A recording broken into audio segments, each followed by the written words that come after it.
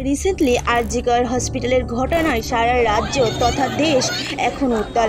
যেখানে হসপিটালের মতো একটা জায়গায় এমন একটা নৃশংস লজ্জাজনক ঘটনা ঘটেছে, আমি সেটা নিয়ে নতুন কিছু বলবো না, কারণ এতদিনে আপনি নিশ্চয়ই তা জেনে গেছেন।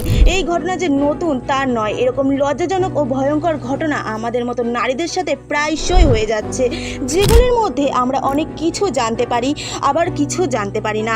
বলা ভালো, বেশিরভাগটাই জানতে পারি না, কারণ এরকম অনেক ঘটনা ঘটে সেই মেয়ে বা ফ্যামিলির মধ্যে। দোষীদের আড়াল থেকে টেনে বের করা সাধারণ মানুষের দ্বারা সম্ভব নয়, সেটা পুলিশ প্রশাসনের কাজ। কিন্তু সাধারণ মানুষেরও দায়িত্ব কম কিছু না, কারণ যারা এরকম ধিক্কারজনক কাজ করে তারা কোনো ভিন গ্রহ থেকে আসা প্রাণী নয়, তারা এই পৃথিবীরই মানুষ। এখন প্রশ্ন হলো, কেন এই ধরনের ঘটনা বছরের পর বছর ঘটে যাচ্ছে? কারা এই কাজ করে? কেন এমন মানসিকতা তাদের? কয়েক বছর আগে যখন একজন অপরাধীকে এই প্রশ্নগুলি করা হয়, তখন সে সোজাসুজি দোষ দেয় সেই মেয়েটাকেই। কেন সেই মেয়েটা মাঝরাতে একা বেরোবে? কেন সেই মেয়েটা ছোট পোশাক পরবে?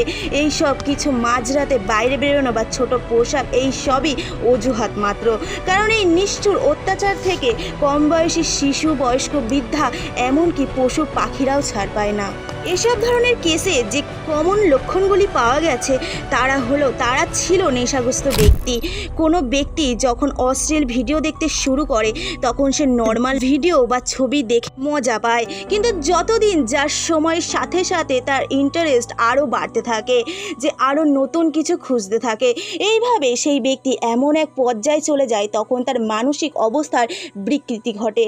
তার মনে সবাইকে নিয়েই নোংরামো চলতে থাকে, কিন্তু তাদের কাছে এই সব নর্মাল বলে মনে হয়। তারা জানে না এই অভ্যাস মানসিকতা তাদের জীবনকে ধ্বংসের দিকে নিয়ে যাচ্ছে।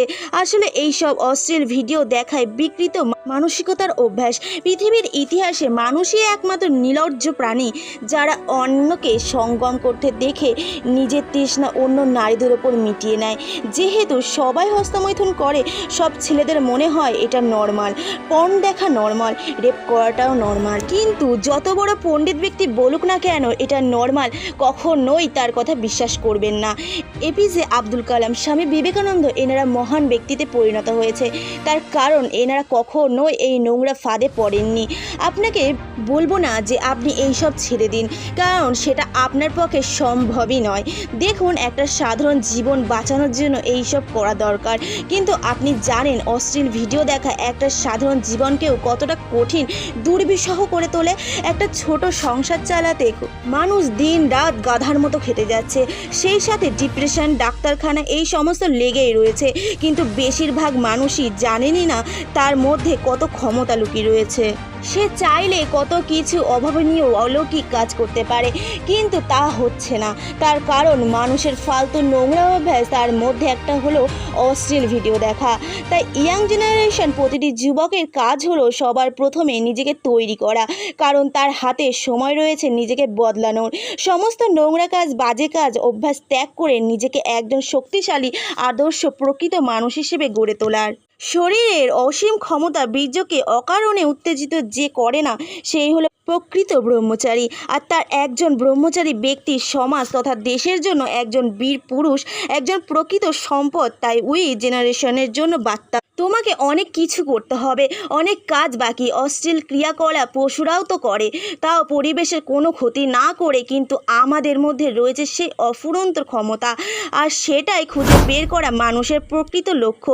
পণ দেখা শত্রু মনে করে নারীদের নির্যাতন বন্ধ করে শুরু হোক এক নতুন জীবন।